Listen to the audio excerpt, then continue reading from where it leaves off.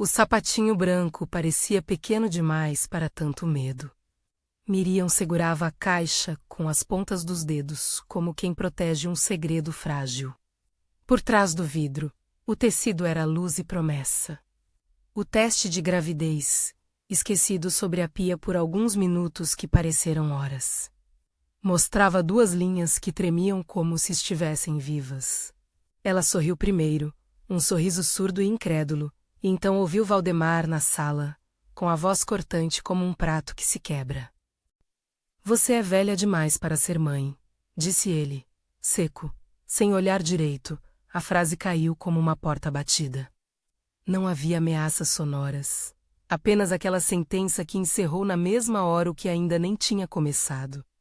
Miriam sentiu o chão se mover. Tantas noites de esperança tampavam o rosto agora.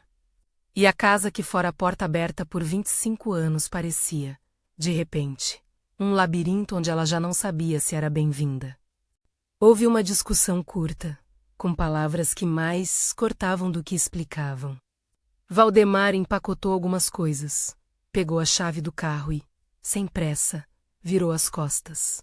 Antes de sair, deixou um bilhete pregado no armário da cozinha. Não posso conviver com esse risco. Resolvi por nós. Ele não escreveu vocês. Ele não quis ver naquele risco a vida. Ele saiu. Quando a porta bateu, o silêncio da casa desabou sobre Miriam. Ela encostou a testa na pia, a respiração curta. As mãos ainda segurando o sapatinho como se fosse um coração da criança que ainda batia dentro dela. As lágrimas correram, sem cerimônia, lavando feridas antigas que ela nem sabia que existiam. Mas depois do choro veio uma palavra repetida em voz baixa, quase um mantra. Eu não vou desistir. Era uma promessa para a cama vazia, para o futuro que a surpreendia. Para o corpo que agora abrigava 2 vidas, a dela e aquela que insistia em nascer. O medo apertava, mas a decisão era uma lâmina acesa na mão. Miriam sabia o que significava ser mãe. Sabia de noites em claro, de plantões, de trocas, de cura com mãos calejadas. Era enfermeira. Sabia contar batimentos, ouvir a respiração dos recém-nascidos, medir doses de esperança. E, por isso, entendeu que abandonar não era opção. As semanas seguintes foram uma sucessão de portas que se fechavam e de portas pequenas que, por impulso ou misericórdia, alguém abria. Primeiro foi o banco, Valdemar, que cuidava das finanças do casal, transferiu documentos e deixou Miriam com poupança reduzida. Boletos se empilharam como cartas de um inimigo. Depois veio o imóvel. O contrato estava no nome dos 2, e quando os advogados começaram a falar em partilha, Miriam sentiu o peso do tempo. A casa em que cresceu o casamento poderia ser vendida para pagar a própria separação. Em 2 semanas, as chaves ficaram sobre a mesa de jantar, lado a lado com a caixa do sapatinho branco. Ela não tinha para onde ir. Era um rosto conhecido nas escalas do hospital, uma mão firme na hora de aplicar injetáveis. Mas também era uma mulher grávida e sozinha, com uma mochila de roupas e a sensação de que todo o plano de vida havia sido riscado. Ainda assim, havia uma resistência que não se apagava. Numa madrugada, ajoelhada no chão da cozinha sentindo o frio do azulejo na espinha, Miriam murmurou, Senhor, me dá força hoje. Não peço motivos. Peço coragem. Era uma oração curta, feita para que ninguém ouvisse. Não era promessa de milagres, apenas uma súplica para conseguir enfrentar cada manhã. Jandira apareceu no dia em que Miriam deixou a chave sobre a mesa. Vizinha de porta, voz alta e riso mais alto ainda. Ela era daquelas mulheres que dividiam bolo e conselho com a mesma generosidade. Vem morar comigo até se ajeitar, disse, como quem oferece um cobertor em noite fria. O convite salvou Miriam da rua. A kitnet de Jandira era pequena, com cortina rachada e cheiro de café sempre no ar, mas era um lugar onde a maternidade poderia ter começo. No hospital, Miriam voltou ao seu trabalho como aplicadora de injeções domiciliar. Era o emprego que lhe permitia controlar horários. aceitar plantões eventuais e conseguir dinheiro imediato. Saía cedo, a bolsa de materiais no ombro, o crachá batido no peito. Havia dignidade em cada punção precisa, em cada sorriso que mandava para os braços aflitos de idosos e de mães jovens. Ela era boa no que fazia. Seu cuidado não era performático, vinha de um tempo de serviço e de intenção. Mas em algum plantão, entre uma casa e outra, alguém cochichou. Não era uma acusação direta, apenas uma frase que pegou Miriam de surpresa quando ela entrou na sala de descanso e ouviu um murmúrio. Uma colega, ajeitando o jaleco com gesto que mais encobria do que limpava, olhou para Miriam com pena disfarçada. Coitadinha, né? Sozinha e grávida. Disse, baixa, como se fosse um bilhete que só certos ouvidos deveriam ouvir. As palavras arderam. Era a alcunha que muitos cortes políticos, muitas desigualdades e a cultura do menosprezo costumavam atirar em quem estava em dificuldade. Foi uma chama rápida, que podia se apagar com desprezo, mas que Miriam transformou em silêncio. Em vez de replicar, ela deixou que o olhar falasse por ela, o olhar de quem carrega história. De quem já viu pessoa nascer e morrer na mesma noite e voltou no dia seguinte para trabalhar. Naquele momento, ela sentiu, com clareza, que havia uma coisa que nem o comentário mais ácido poderia tirar, sua dignidade. Vestiu o jaleco grudado no corpo, endireitou a postura, apanhou sua bolsa e saiu. A cada batida de seu coração, havia uma pequena e firme decisão: cuidar. Cuidar seria sua resposta. Não era vingança, era trabalho, era amor. Ela repetiria a frase para si todas as noites: eu não vou desistir. Os meses passaram com um ritmo que misturava exaustão e ternura. Miriam foi ao prental sozinha, com um sorriso discreto das consultas que se faziam às pressas entre plantões. O Dr. Henrique, que a acompanhou nas ultrassons, falava com voz calma sobre riscos e probabilidades. Miriam anotava, com letras trêmulas, cada data e cada recomendação. Havia um ponto de luz, a batida do coração do bebê, forte e constante, que lembrava a Miriam os motivos da sua resistência. Quando sentia as contrações leves, fechava os olhos e repetia, mais uma vez, a oração curta que a vinha acompanhando. Ela também conheceu Dona Eulália nesse período, uma senhora que morava no andar de cima. Pequena, de mãos enrugadas e sorriso que lembrava as tardes de igreja. Dona Eulália era uma presença calorosa que trazia chá para a porta e histórias de juventude para encher o silêncio. Não era invasiva. Sua gentileza tinha o peso da experiência. Certa tarde, enquanto Miriam voltava do hospital, a senhora chamou-a na escada e estendeu um terço. Guarda isso, disse. Para quando parecer que a sorte a abandonou. Ainda que Miriam não fosse muito de rituais, aceitou o presente como quem recebe um talismã. A senhora falava pouco, mas quando se via de perto, oferecia mais do que palavras, uma escuta que parecia ter sido treinada por anos de espera. O parto veio prematuro, como muitos finais inevitáveis. No hospital público, as luzes foram tão brancas que pareciam lavar a pele. Miriam, com o corpo cansado e os nervos fiando-se em cada contração, ouviu o choro que é sinal de chegada. Mas não foi apenas alegria. A médica que cuidou do bebê trouxe palavras que escorriam por entre o entusiasmo. Prematuro, 5 minutos de vida, precisa de avaliação cardiológica a menos, disse a doutora. Com a suavidade de quem não quer desesperar. O nome da menina veio como um suspiro: Larissa. A incubadora era uma redoma de vidro e luzes. A mão de Miriam pousada no vidro sentiu o frio, a pequena respiração através de máquinas. O hospital parecia ao mesmo tempo um lugar de paz e um corredor de decisões difíceis. Nos primeiros exames, os médicos falaram em tom técnico, um sopro no coração. Uma alteração que indicava a necessidade de cirurgia corretiva nos primeiros meses de vida. O custo seria alto se tivessem de recorrer a redes privadas. Os prazos, os riscos, as possibilidades, tudo estava ali, em pilhas de papéis e nomes de protocolos. A notícia penetrou como gelo. Miriam ouviu cada termo médico como se fossem pedras, mas a dor maior foi a sensação de impotência. Como pagar? Como somar tempo à pressa que gritava da incubadora? No papel timbrado do hospital, um número aparecia junto a orientações. O custo, estimado, das intervenções e do pós-operatório. Era um montante que ultrapassava as economias que Miriam nem sequer sabia mais onde estavam. Foi então que a comunidade que havia trocado chá e jardineiras começou a se mexer. Jandira organizou uma vaquinha entre as amigas do prédio. Beatriz, uma vizinha mais jovem que trabalhava com redes sociais, ofereceu para montar uma campanha online.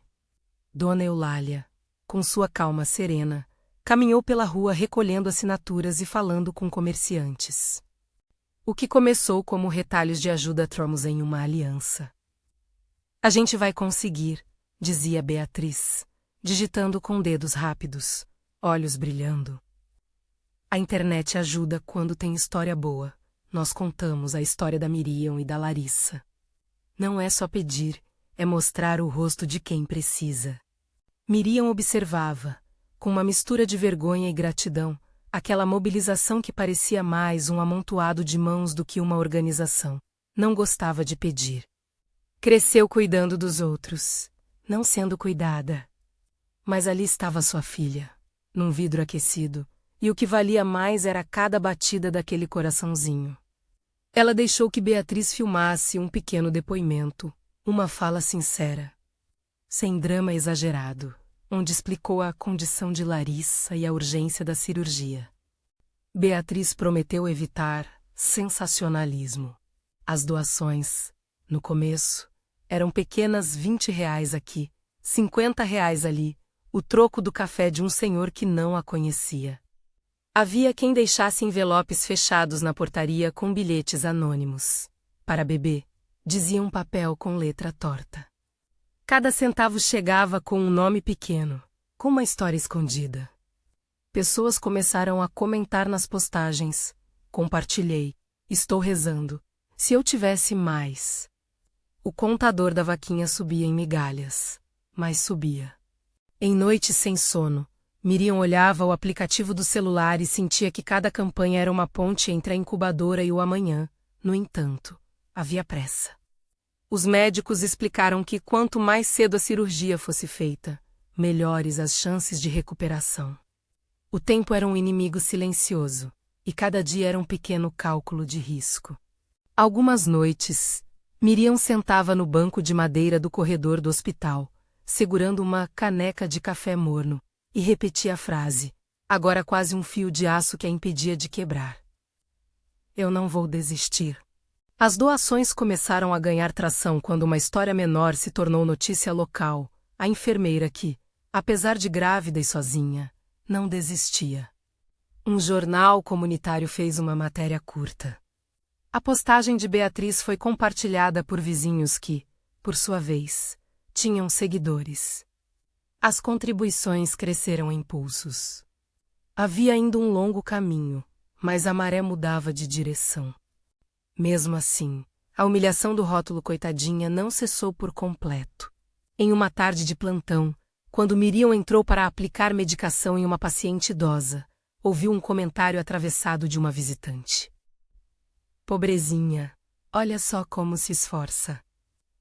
Disse uma mulher, um tom condescendente que quis dizer mais do que poderia suportar. Miriam respirou fundo. A dignidade que ela nutria era forjada pela prática de cuidar. Ao terminar o atendimento, lavou as mãos com força, sentiu a água quente escorrer como se levasse um pouco do cansaço. Em silêncio, pegou um guardanapo e escreveu, para si, em letras firmes, eu cuido. E isso basta. Não era a humilhação que a definiria. Os primeiros cheques chegaram. Um comerciante do bairro depositou uma quantia que, para ele, talvez significasse o lucro de um dia. Uma senhora idosa deixou no envelope a pensão, dizendo, é só umas coisas que guardei, Havia também transferências pequenas vindas de lugares distantes, menos amigos de amigos. Desconhecidos tocados pela história. A quantia necessária começava a deixar à sombra da impossibilidade. Dona Eulália, que observava tudo com olhos pequenos e sorriso largo, trouxe uma sugestão que parecia simples e poderosa: uma feira no salão da igreja. A gente vende bolos, costura, faz uma rifa, disse. Assim fizeram. As manhãs antes da feira foram uma oficina de mãos e de afeto. Jandira cortou fatias generosas de bolo de fubá. Beatriz organizou a lista de convidados. Mães do bairro trouxeram potes de doce de leite. Era pouca coisa diante de uma cirurgia, mas havia um sentido que o dinheiro não comprava: união. Na noite anterior à feira, Miriam ficou acordada costurando etiquetas para as lembrancinhas que fariam. Teve medo, claro. Teve dúvida. Às vezes, a pergunta invadia o peito com um peso quase físico: e se o dinheiro não fosse suficiente? E se a cirurgia não fosse bem-sucedida? Ela não conseguia controlar o medo que vinha em ondas, mas aprendeu a aceitar que o medo e a fé podiam caminhar lado a lado, como duas mãos que seguravam o mesmo carrinho de compras. As primeiras doações expressivas vieram de lugares inesperados. Um médico aposentado que deixou uma quantia generosa, um grupo de empresários locais que se mobilizou. Cada contribuição aumentava a esperança, mas não eliminava o risco. Havia, sempre, a necessidade de agir com cuidado, de não criar falsas promessas. Os médicos foram claros: existia chance de sucesso, existia também o risco. Miriam ouviu tudo e decidiu confiar na mão humana que estava no trabalho, no ofício de quem estudou, no talento de quem operava, na ciência. Enquanto as doações chegavam, Miriam continuava seu serviço nas casas, aplicando insulina, vacinas, pequenos curativos. Em cada casa que entrava via rostos diferentes, às vezes a mesa com panelas gastas, às vezes o quadro com o diploma da família. E em cada saída, alguém a chamava e dizia, meio sem querer: "Você vai conseguir, né?" E ela respondia, porque era o que sabia fazer: "Vou tentar, contudo." O sapatinho branco, guardado agora numa caixa com a papelada do hospital, era um lembrete do começo. Às vezes, de madrugada, Miriam abria a caixa e tocava o tecido, como se buscasse ali a prova de que a vida que crescia dentro dela era real.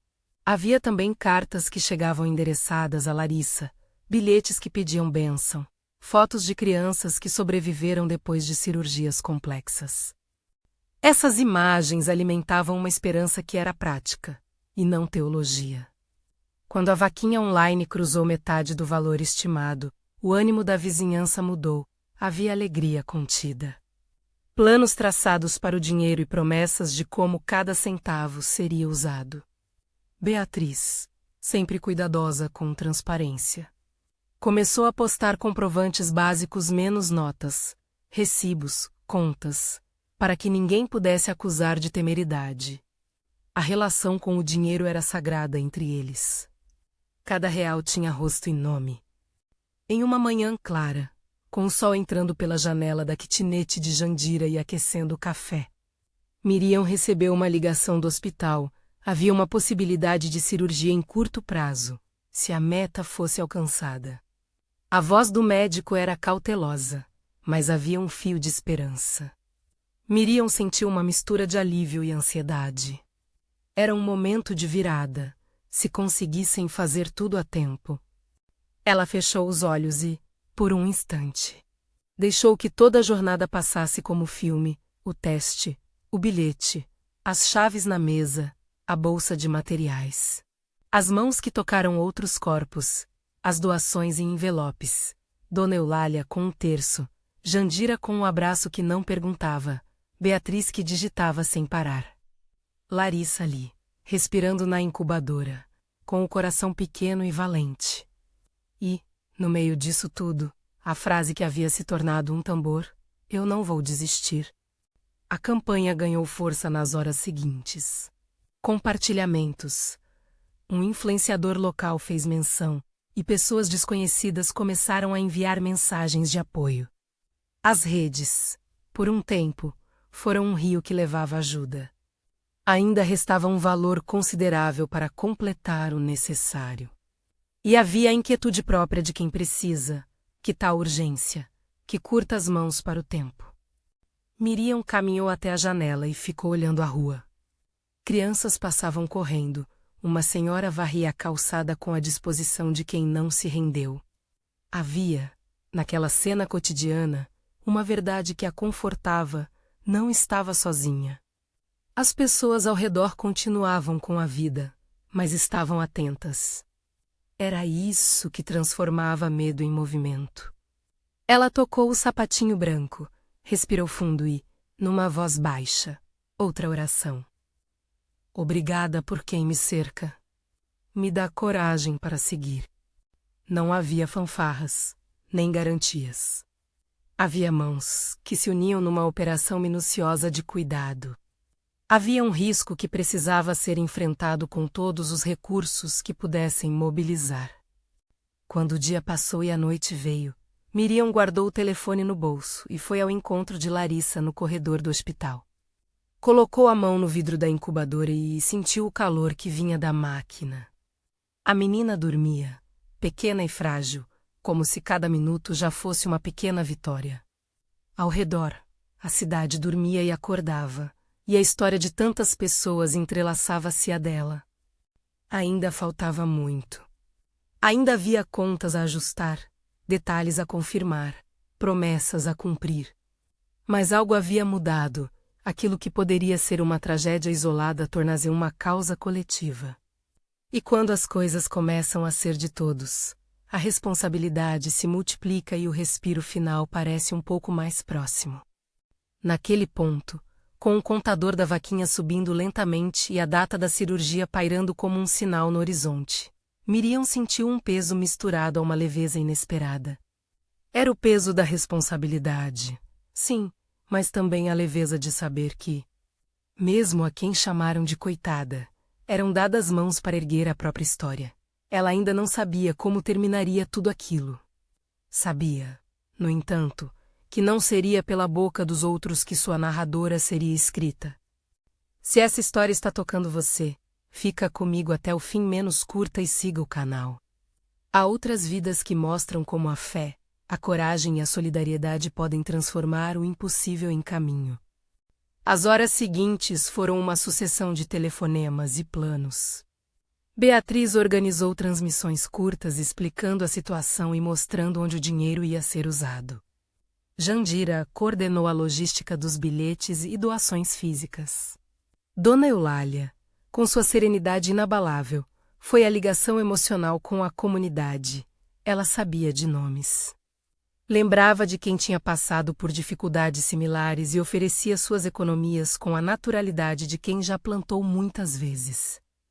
Ainda havia, no entanto, o peso das palavras alheias. Em um dos plantões, uma paciente comentou autossuficiente, coitada mesmo. Parece que só consegue a atenção assim. Pedindo ajuda, Miriam ouviu, mas não respondeu. Aprender a economia das respostas. Às vezes, a melhor resposta é o trabalho que se faz depois. O cuidado que se oferece ao filho do outro. O sorriso que se troca na despedida do plantão. Ela guardou a frase como se fosse carvão, e mais tarde, quando a noite caiu, foi ao banheiro e lavou o rosto com água fria. No espelho, viu uma mulher marcada, é claro, mas também viu alguém que continuava de pé. Com a arrecadação crescendo em pequenos saltos, a equipe de Fortifa começou a esboçar um cronograma, quem acompanharia a bebê no pré-operatório. Que documentos faltavam? Como organizar a estadia caso precisassem cair em outra cidade para a internação? Cada detalhe exigia tempo e paciência, e cada verbo conjugado era uma promessa de ação. Miriam, em meio a tudo isso, aprendeu a dividir o controle. Ela confiou em pessoas que não conhecia muito bem, entregou papéis, assinou autorizações e, sobretudo, Aceitou que aquilo que mais lhe doía menos, pedir ajuda menos, poderia ser o mesmo gesto que salvaria a vida de sua filha. Era uma lição de humildade, paradoxalmente. De poder, ao abrir a mão para receber, abria também a possibilidade de retribuir futuramente. A essa altura, a pequena caixa com o sapatinho branco já tinha sido fotografada para arrecadações. Postada discretamente nas redes com a legenda que Beatriz escolhera, cada passo precisa de som, a frase. Simples. Começou a circular, e pairava como promessa sobre a cabeça de Miriam. As últimas doações da noite chegaram pouco antes da meia-noite. Pessoas enviaram mensagens de encorajamento. E uma senhora desconhecida escreveu: "Se precisar de mais alguma coisa, me escreve." A comunidade coagiu como uma rede invisível, firme o suficiente para segurar quem precisava. Miriam leu cada mensagem com os dedos trêmulos, sentindo que as paredes do medo começavam a ceder. E foi nesse limiar, entre a escuridão do que poderia dar errado e a penumbra luminosa do que talvez desse certo, que Miriam se permitiu sentir uma esperança que não negligenciava o risco, mas que o enfrentava. Ainda havia muita estrada, e o carrinho da maternidade ia se movendo, lento, sustentado por mãos amigas. Quando ela apagou a luz naquela noite, deixou o sapatinho sobre a mochila. A respiração de Larissa, mesmo distante, tornava-se guia. Miriam repetiu, pela última vez antes de dormir, a oração que a vinha acompanhando desde o primeiro teste. Senhor, me dá força, me dá clareza. Me mantém firme.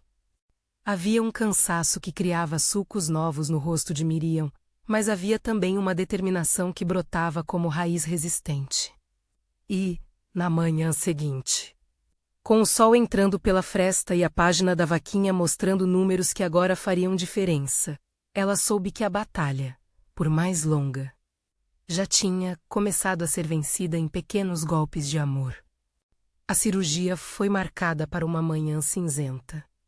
Como se o tempo inteiro estivesse em compasso com o coração minúsculo de Larissa. Miriam entrou no hospital com a respiração controlada, segurando a mão de Jandira até o umbral da sala de espera. Não havia glitter de esperança fácil. Havia uma planilha de cuidados, nomes de pessoas que, de algum jeito, tinham colocado uma parte do seu pão para salvar uma vida. Havia, acima de tudo, uma calma que vinha de quem, em silêncio, já tinha decidido qual seria a sua luta. O bloco operatório cheirava a antisséptico e a disciplina. Dr. Henrique passou as últimas orientações em voz baixa e firme. Falar dos riscos sem despejar medo, dos protocolos, dos cuidados pós-operação. Miriam ouviu cada palavra como uma lição que correspondia ao ofício de quem conhece o corpo humano e respeita sua fragilidade. Não era a fé que lhe garantia nada. Era a ciência, a habilidade, se preciso, a coragem para enfrentar incertezas. Ela agradeceu a cada profissional com um aperto de mão. Agradeceu com os olhos, que era onde seus sentimentos mais fiéis costumavam aparecer. Horas depois, o médico veio até a sala de espera com um sorriso cansado. Foi bem, disse. Miriam sentiu o chão se mover de novo, agora não em queda, mas em alívio. As mãos que até pouco antes se prendiam umas às outras soltaram-se aos poucos, como se tivessem aprendido a relaxar. A recuperação foi lenta, cheia de noites de vigilância e de check-ups que pareciam sondar o futuro. Ainda havia riscos, mas a cirurgia oferecera uma chance concreta. E cada dia que Larissa ganhava era um pequeno milagre de vida prática, alimentação, repouso, fisioterapia.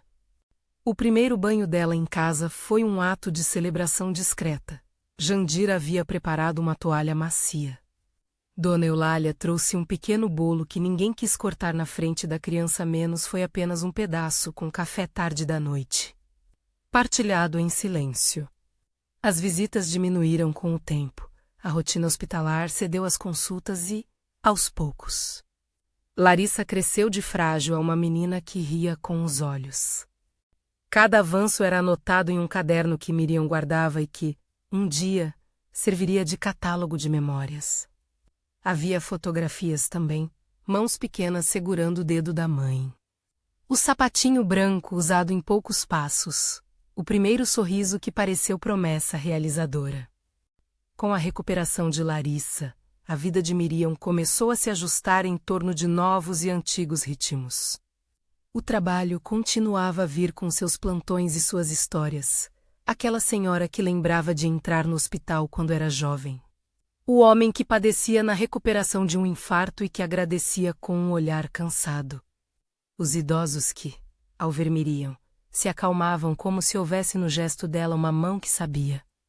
Havia, também, o desafio da gestão do dinheiro que a cirurgia roubara menos bilhetes a pagar. Restituições médicas, um improviso contínuo que pedia organização. Foi nesse tempo que Dona Eulália, cujo nome a pequena clínica acabaria herdando, deixou algo que ninguém esperava ser definitivo. Não era apenas um pedaço de propriedade ou um montante de dinheiro, era um gesto que carregava intenção. Em vida, ela cuidara de Miriam com a serenidade de quem planta sombra para quem descansará depois. Na leitura do testamento, a família de Dona Eulália, surpresa, confirmou o que a vizinhança já sentia. A senhora havia escolhido deixar uma parte do que guardou para a comunidade, e uma pequena casa com um anexo ficou para Miriam. Para que cuide de quem precisa, estava escrito num bilhete que destacava seu carinho pela enfermeira. Miriam recebeu a notícia com o mesmo silêncio que usava quando escutava más notícias, um choque que logo se transformou em responsabilidade. Não era riqueza de cinema, nem promessa de festas. Era um capital suficiente para pensar algo com propósito. Ela poderia ter vendido o bem e guardado como segurança individual, e talvez fosse mais fácil assim. Mas a lembrança das tardes em que a vizinhança conseguiu juntar um troco para a cirurgia de Larissa lhe trouxe outra ideia. Havia, no legado de Dona Eulália, não apenas conforto, mas um convite silencioso, transformar uma dor já vivida em possibilidade para outros. A Clínica Eulália nasceu num domingo de junho com uma placa que se tornaria símbolo de muitas jornadas. As portas se abriram pequenas, com 2 consultórios, uma sala de curativos e um cantinho para orientações. Inicialmente, Miriam era tudo ao mesmo tempo: diretora, enfermeira, contadora de caixa e quem recebia a visita surpresa que chegava sem hora marcada. Ela contratou 2 auxiliares que conhecia pelas voltas do bairro e fez uma rede de parceiros, um pediatra que fazia plantões, um fisioterapeuta que atendia com preço social, uma nutricionista que cedia palestras mensais. A gestão foi simples, transparente. Miriam não tinha vocação para ostentar, tinha paixão por serviço e por dignidade. O crescimento da clínica foi orgânico. Pessoas passaram a procurar atendimento domiciliar por indicação, a cuidadora que precisava de orientações, a mãe jovem que precisava de uma avaliação de aleitamento, o idoso que precisava de curativos confiáveis. A forma de trabalhar de Miriam, a insistência na escuta, fez com que a reputação se expandisse. Resultado e ética caminharam juntos, notas fiscais, registros, horários. Nada de promessas fáceis, tudo de trabalho aplicado. E, quando o caixa permitiu algum fôlego, Miriam tomou uma decisão que a definiria nos anos seguintes. Parte do lucro seria destinada a um fundo de ajuda para mães com bebês em risco. Uma espécie de caixa de microajudas para cirurgias, remédios ou pequenos tratamentos, gerido com critério e simplicidade. Ela escolheu manter o caráter da ajuda anônima. A lógica era simples. Quando se doa sem busca de retorno, o gesto preserva a liberdade de quem recebe. Evita constrangimentos e, muitas vezes, garante que o ato se mantenha centrado na necessidade real e não na imagem do doador. Assim nasceram os pequenos bilhetes com o nome anônimo que começaram a circular. Discretamente entre famílias, um envelope com um valor para um exame, um depósito para um tratamento de fisioterapia, um apoio para transporte até um hospital em outra cidade. As assinaturas eram sempre curtas, quase sempre apenas uma palavra, para você. Quando as pessoas perguntavam quem pagara, a resposta vinha embrulhada em silêncio. Essa escolha de manter a maior parte das ajudas fora dos holofotes trouxe um tipo de poder que não se vê nas manchetes. Em vez de se colocar como figura central, Miriam organizou uma rede de confiança. Beatriz continuou a fazer as postagens necessárias para transparência em casos de arrecadação pública. Jandira administrava convites para feiras e bazares. Dona Eulália, mesmo depois de ir, permanecia em fotos e lembranças. A economia do gesto anônimo permitiu a Miriam multiplicar pequenas chances. Quando uma mãe do norte da cidade precisava de R$ 1.200 para um procedimento ambulatorial, o fundo pagou. Quando um jovem que trabalhava ajudando a mãe em casa precisava de um curso técnico, a clínica bancou a inscrição. As ajudas eram modestas, precisas, e eram sempre acompanhadas de um bilhete: que este passo te leve adiante. Ainda assim, a imagem que os outros tinham de Miriam nem sempre acompanhava a realidade.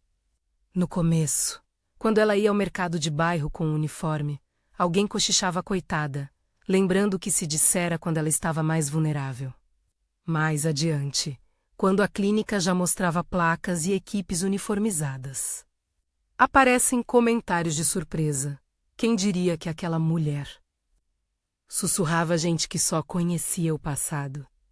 O rótulo de coitada entrou na pele de alguns como se fosse verdade, enquanto a verdade inteira se movia nos bastidores. Miriam, com seu bolso que não ostentava, doando onde fosse necessário. Essa disparidade entre o que era visto e o que era feito gerava pequenas fricções, colegas que a mediam por roupas. Clientes que olham para o jaleco e despacham julgamentos. Pessoas que, sem saber, iam beijar as mãos das mesmas que lhes ofereceriam ajuda quando precisassem. Numa tarde de sexta, quando a clínica comemorava 2 anos com um café simples para a comunidade, uma mulher entrou e chamou Miriam pelo primeiro nome. Era uma jovem que havia recebido uma bolsa para pagar um exame de ligação. Ela apertou a mão de Miriam com força e, em voz alta, disse: "Se não fosse por você, eu não teria conseguido." Eu não sei como agradecer. O rosto da mulher estava úmido. Ela contou, para quem quisesse ouvir, como havia recebido o depósito na conta e como aquilo fora a diferença entre realizar o exame e perder tempo. Um barulho de surpresa percorreu a sala. Alguém perguntou quem havia feito o depósito. A jovem sorriu e apontou, discretamente, para Miriam. O rumor correu pela sala como faísca em palha. Membros da equipe trocaram olhares. Alguns visitantes não acreditavam. "Você é a investidora anônima?" Ousou perguntar uma repórter local que cobria o evento. Miriam sentiu o calor subir ao rosto. Havia, naquele instante, a tentação de negar, de manter o hábito da discrição. Mas ela estava cercada por pessoas cuja vida havia mudado por sua decisão. Resolver expor a identidade poderia abrir espaços para que mais pessoas entendessem que não era preciso um grande capital para fazer diferença, bastava organização e vontade. Ela respirou fundo e, com calma, respondeu: "Tenho apoiado alguns casos. Sim, acho importante que quem precise tenha acesso. Mas não faço isso por reconhecimento. Faço porque sei o valor de um gesto que vem a tempo." A resposta foi simples e alinhada com a ética que a guiava. Não havia pose, nem necessidade de aplauso. O reconhecimento, quando veio, foi um gesto de comunidade mais do que um tapinha nas costas público. Pessoas vieram falar sobre o que tinham recebido. Falaram do cuidado que encontrou continuidade na clínica. Disseram como um empréstimo de R$ 500 para uma compra de remédio havia evitado desespero. O que se seguiu foi uma série de abraços e agradecimentos. E a sensação cresceu de que a generosidade podia ser multiplicadora se organizada. A clínica se tornou, então, Um centro não só de saúde, mas de possibilidades, pequenos cursos, palestras sobre direitos de pacientes. Parcerias com escolas de enfermagem que fechavam estágios com vagas preferenciais para mães solteiras. O perfil da clínica mudou, mas a essência de Miriam permaneceu. Ela continuava a aplicar injetáveis com a mesma precisão de sempre. A entrar nos apartamentos com cuidado, a ouvir histórias de solidão quando os remédios eram entregues. Numa tarde de plantão, uma colega de longa data, agora coordenadora de uma unidade pública, cruzou os braços e soltou, com uma ponta de inveja. Então, a coitada virou quem paga as contas do bairro? A frase tinha veneno e admiração ao mesmo tempo. Miriam sorriu com leve tristeza, lembrando das vozes que a tinham subestimado quando tudo parecia ruir. Não respondeu com raiva. Isso não combinava com o modo dela. Respondeu com trabalho, mostrou relatórios. Apresentou um programa de microajudas que já ajudara mais de 50 famílias e que agora tinha critérios de seleção transparentes. A coordenadora, sem querer, acabou por entender que havia dali um esforço sério, não um ato isolado de caridade. O ano que veio depois trouxe também um pedido que poderia ter reaberto feridas antigas. Valdemar, que tivera uma vida de escolhas e deslizes, sofreu um derrame vascular. A notícia chegou à clínica por meio de um telefonema de hospital, o homem que havia abandonado. Miriam décadas antes estava internado, sem família presente para assumir cuidados e em necessidade de atenção permanente. A primeira reação de alguns na equipe foi de repulsa. Havia entre os funcionários quem lembrasse do abandono e do bilhete na cozinha. O instinto de vingança sussurrava, porque ajudar quem feriu. Miriam ouviu tudo em silêncio. A decisão que tomou não nasceu do esquecimento do passado nem da busca de punição, nasceu do ofício. Ela sabia que cuidar era uma vocação que não escolhia pacientes por merecimento. Se aceitasse o caso, poderia garantir que o tratamento fosse digno. Se recusasse, a alternativa poderia ser negligência. Além disso, havia um componente moral que pesava: Larissa. A menina crescida precisava ver uma postura que não confundisse justiça com ódio. Miriam aceitou o chamado para a equipe de home care que acompanharia Valdemar. A equipe sabia que havia tensão. Sabiam também que o profissionalismo era a linha de conduta. Quando Valdemar acordou, o rosto deformado por parte do acidente vascular cerebral, demorou para compreender o mundo. O primeiro encontro com Miriam foi composto por fragmentos, reconhecimento lento. Palavras que se perdiam, o som de um remorso que não saía com facilidade. Valdemar, ao perceber quem era sua cuidadora, registrou um lampejo de surpresa que se perdeu em lágrimas sem choro. Depois, palavras que tentavam costurar a vergonha, Miriam, eu, e parava. O corpo não obedecia ao que a língua queria dizer. Larissa, que já era uma adolescente formada em resiliência, teve um encontro com o pai no quarto de hospital. A garota, agora com olhos que tinham aprendido a escolher afeto com base em atitudes, ouviu o pedido que tentava ser pedido de perdão. Filha, murmurou Valdemar, em tom frágil, a única palavra que parecia caber no espaço entre o remorso e a inércia do corpo. Larissa o olhou com firmeza, sem gritos, com aquela clareza que só quem viveu reconstrução tem. Pai, disse ela, voz baixa e correta, você fez escolhas. Eu não vou roubar de mim o que me pertence. O direito de decidir quanto quero conviver com quem me feriu. Mas isso não impede a gente de oferecer o cuidado que for necessário. Não por você, mas por mim, porque tenho valor e não quero que a sua dor vire justificativa para minha falta de compaixão. A fala de Larissa não foi vingativa. Foi uma linha tênue entre justiça e misericórdia. Miriam, escutando, sentiu uma admiração que crescia, como se a filha tivesse aprendido a lição principal: dignidade é algo que se protege, não se sacrifica. No cuidado a Valdemar, Miriam foi profissional e firme. Havia limites, visitas restringidas, linguagem clara sobre responsabilidades, ordens médicas seguidas à risca. Não havia espaço para humilhação nem para perdão performático. E, em cada gesto, havia uma educação que ela dava a si mesma e à filha: o poder não precisa ser ostentado para ser real.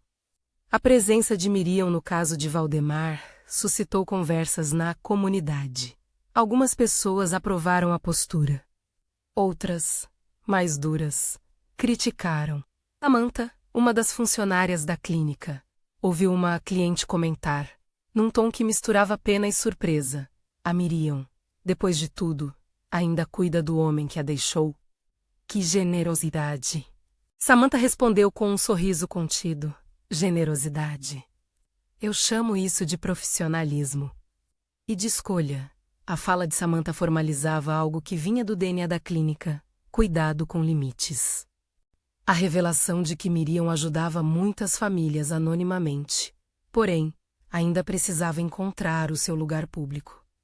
A notícia do atendimento a Valdemar correu por grupos de vizinhança e uma repórter, que já havia conhecido a história de Larissa, encontrou a oportunidade certa. Um perfil que narrasse o percurso da enfermeira que transformou dor em um projeto sustentável de cuidado.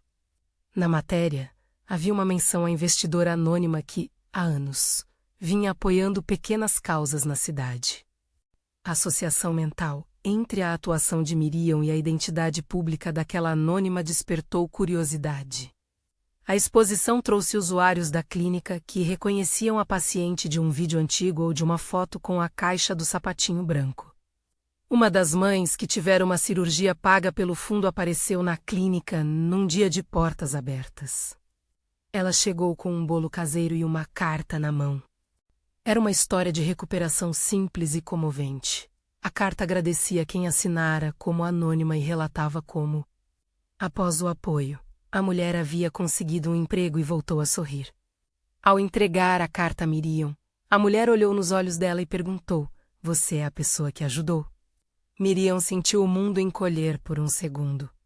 A última coisa que desejava era transformar doações em troféus. Ainda assim, havia um momento em que aceitar a verdade poderia causar mais bem do que negar. Ela tocou a carta, leu as palavras com vocabulário simples e disse: sim, fui eu, mas faço isso porque sei o que é precisar. A revelação corria agora como que fora de medida, do quarto para a rua. A fila para abraçar, lá aumentou. Pessoas que beneficiaram em silêncio vieram agradecer, trazendo pequenos presentes e histórias. Não houve fanfarra, não houve ostentação. Houve um reconhecimento coletivo que deixou Miriam com as bochechas coradas e o coração grande e um pouco pesado pela exposição. Larissa assistiu tudo em silêncio, com aquele orgulho que não exige palavras. A partir daí, a imagem pública da investidora anônima e a mulher simples que aplicava injeções começaram a conviver. Alguns estranharam a combinação: a mesma mão que fez doações discretas era a que mudava curativos às 7 da manhã. A cidade, em boa parte, aprendeu que apoio financeiro e cuidado prático não são mutuamente exclusivos. Em reuniões de vizinhança, onde antes se cochichava coitada, a fala mudava para um tom de consideração. Havia ainda quem mantivesse o julgamento, mas eram menos ruidosos. O tempo passou. A clínica Eulália expandiu lentamente, abrindo um centro de fisioterapia modesto e oferecendo cursos rápidos de capacitação para mulheres da bairro. O fundo de microajudas cresceu com doações de outras pessoas que se inspiraram e quiseram ajudar. A estratégia de Miriam para manter um equilíbrio entre a visibilidade e o anonimato era honesta, quando uma doação ganhava dimensão pública. Ela não recuava, mas buscava redirecionar o olhar para os beneficiados, para os resultados, para a ideia de que muitos pequenos aportes organizados podem mudar trajetórias. Em um aniversário da clínica, centenas de pessoas estiveram presentes: pacientes, vizinhos, voluntários. Havia também alguém com quem Miriam não contava: Karina, que por muitos anos foi companheira de Valdemar, apareceu. A relação entre Karina e Miriam nunca fora habitada por rancores acalorados. Havia, antes, Um terreno de complexidades. Carina, aos olhos de alguns, tivera papel ambíguo na saída de Valdemar. Aos olhos de outros, fora apenas alguém que ocupou o espaço deixado por decisões do ex-marido. No encontro, Carina aproximou-se com honestidade. Não vim pedir nada menos, disse ela, um tanto constrita. Só vim agradecer o cuidado que deram ao Valdemar. Ele tem sido tratado com dignidade. Miriam ouviu e respondeu calibrando a medida entre cautela e humanidade. Cuidamos por obrigação profissional e por humanidade. A compaixão não é seletiva, Carina, tocada, assentiu. Em seguida, a mulher contou que havia recebido um apoio para um tratamento odontológico quando não tinha condição de bancar-lo e que isso a fizera repensar muitas atitudes. A conversa foi breve, sincera, e deixou uma sensação de que os afetos se reconfiguravam não pela obrigação, mas pelo reconhecimento das falhas e da necessidade humana. Os anos foram passando, e Larissa cresceu com a marca da clínica no corpo e na alma. A menina de sapatinho branco estudou, se interessou por biologia, seguiu caminhos que lembravam a mãe. Aos 22 anos, com um sorriso que era mistura de alegria e cansaço, Larissa formou-se em medicina. O dia da formatura foi um compêndio de emoções, a família que escolheu ficar ali. Amigos que tinham participado da reconstrução e pacientes que aplaudiam como quem reconhecer que havia feito parte de uma trama maior. Miriam assistiu a filha subir ao palco com os olhos cheios. A sensação era de círculo fechado. A menina que um dia foi incubadora agora tinha o conhecimento para salvar vidas por conta própria.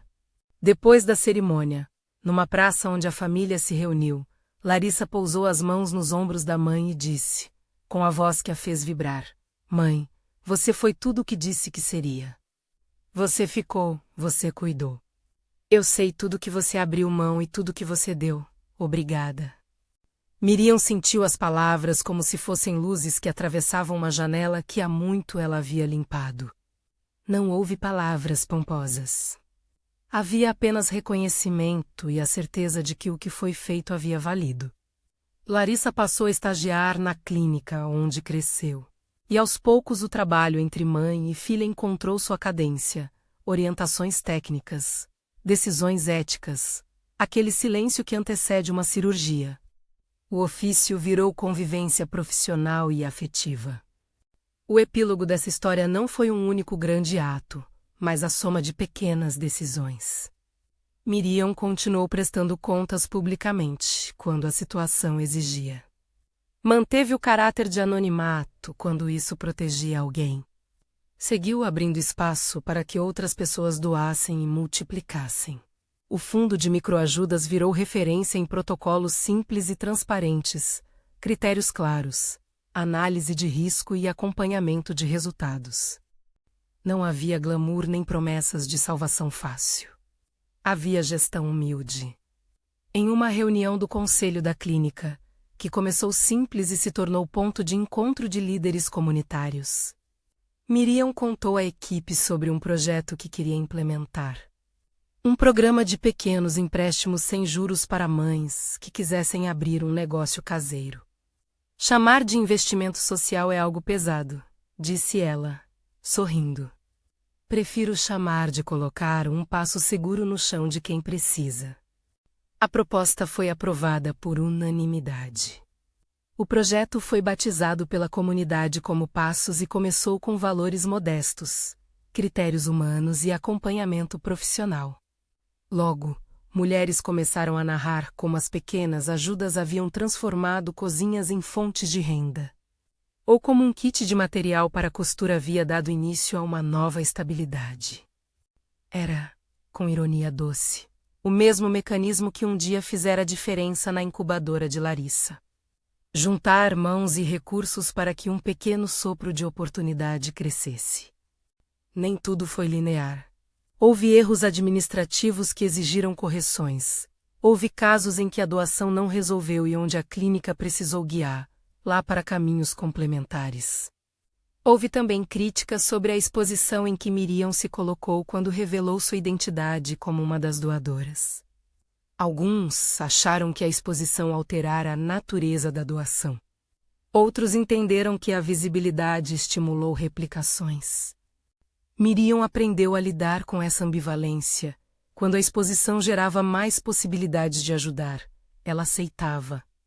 Quando colocava alguém em risco, ela voltava ao anonimato. Não havia um manual de boas ações, apenas decisões tomadas com prudência. No fim, aqueles que um dia chamaram de coitada e acreditaram que a história terminaria em derrota passaram. Poucos a reconhecer algo mais complexo que a mulher que teve de reconstruir a própria vida. Tornara-se facilitação para outras reconstruções. Em uma ocasião, num almoço de confraternização entre equipes, alguém evocou a memória do sussurro na sala de descanso. Coitadinha, né? E riu, sem malícia agora, mas com surpresa. Olha, eu nunca tinha imaginado. Miriam apenas sorriu e virou a conversa para o futuro. O que podemos fazer para que ninguém precise pedir? A frase virou mote, e o grupo começou a esboçar ideias, conferências, parcerias com universidades locais. O fechamento dessa trajetória veio como um dia de outono, com céu limpo e um vento que parecia esfregar o passado. A clínica inaugurou uma nova sala de atendimento pediátrico com o nome de Dona Eulália. E um grande mural com cartas de agradecimento foi colocado na parede de entrada. Entre as cartas, havia bilhetes assinados por anônimo, fotos de crianças que se recuperaram e bilhetes de mães que, anos antes, não sabiam onde buscarem ajuda. Na cerimônia, Larissa subiu ao microfone, olhando para a mãe, disse: "Você me ensinou que dignidade se tem que conservar. Você me ensinou que cuidar é justo mesmo quando dói. Obrigada por tudo que você fez menos e por tudo que você escolheu não revelar. A cidade inteira te agradece." A fala da filha foi ovacionada, havia lágrimas. Havia aplausos. Mas o momento que mais ficou foi simples. Uma mulher jovem, que havia recebido uma bolsa anônima quando criança, aproximou-se de Miriam e disse, com voz firme: "Eu vim devolver isso multiplicado. Abri minha casa de costura e hoje dou emprego para 3 mães. Você foi o ponto de partida." A multiplicação que Miriam nutrira em segredo agora brotava em faces, abraços e pequenas histórias que circulavam como bem público. No jardim da clínica, com a placa ao vento e as cartas no mural, Miriam olhou para Larissa e disse, baixinho, uma verdade que havia sustentado tudo. Não foi fácil, mas valeu cada escolha. Larissa se inclinou e beijou a testa da mãe. Não havia dramatismo exagerado, apenas a presença de quem sabe que ficar é um ato de coragem e de amor prático. No caminho de saída, um repórter abordou Miriam, curioso sobre a investidora anônima que tantas vidas tocara. Miriam, com a serenidade que vinha da experiência, fez uma escolha pública, explicou o mecanismo do fundo, incentivou outras pessoas a se organizarem, falou de prestação de contas e de critérios. Pediu que as histórias dos beneficiados fossem o centro, não o nome do doador. Se for para inspirar, que inspirem os atos, não os holofotes, disse ela. A matéria saiu no jornal local no dia seguinte. O título falou em mulher simples e seus passos grandes. E a entrevista serviu para encorajar que outras comunidades erguessem mecanismos parecidos. O impacto foi discreto, porém real. Um pequeno grupo de profissionais da cidade procurou a clínica para aprender o modelo de microajudas. Pessoas comuns vieram com ideias. A rede expandiu de modo contido, responsável, como Miriam gostava. O giro final dessa história aconteceu numa manhã de domingo. Com céu claro, quando um carro parou em frente à clínica e de dentro desceu Valdemar, apoiado por auxiliares. Ele não tinha mais o vigor dos anos jovens, e os efeitos do acidente vascular cerebral permaneciam como marcas. Quando entrou, olhou com atenção para o mural de cartas. Seus olhos encontraram o sapatinho branco emoldurado numa das fotos, e ele percebeu, pela primeira vez, o quanto tivera perdido. A aproximação foi contida. Havia vergonha e, talvez, um pedido tardio. Miriam o recebeu como sempre recebia, com profissionalismo, firmeza e respeito pelas escolhas alheias. Não houve reconciliações performáticas, não houve perdões gratuitos. Houve, isso sim, cuidado prestado com limites bem postos. Larissa esteve presente e, no momento em que Valdemar tentou, de maneira confusa, se aproximar do afeto. Ela fez o que sua educação ética pedia, colocou limites e, em seguida, permitiu que o mínimo de humanidade fosse oferecido. A cena foi um exercício de dignidade. O agressor não foi festejado. O cuidado não foi negado. Alguns dos que nas primeiras páginas sussurraram acerca da vida de Miriam agora olhavam com outros olhos. Não mais uma coitada, não mais um rótulo fácil, mas uma mulher que transformou a dor em serviço. A verdade que residia no fim daquela saga não era de triunfo sobre quem a menosprezou. Era a constatação de que solidariedade bem aplicada transcende julgamentos e, muitas vezes, gera ecos na vida de quem foi ajudado. No encerramento, durante uma noite simples de celebração da comunidade, Miriam caminhou por entre as mesas, cumprimentando pessoas que lhe devolviam o sorriso com gratidão multiplicada. Havia ali, em cada rosto, o sinal de uma rede que aprendera a cuidar de si mesma.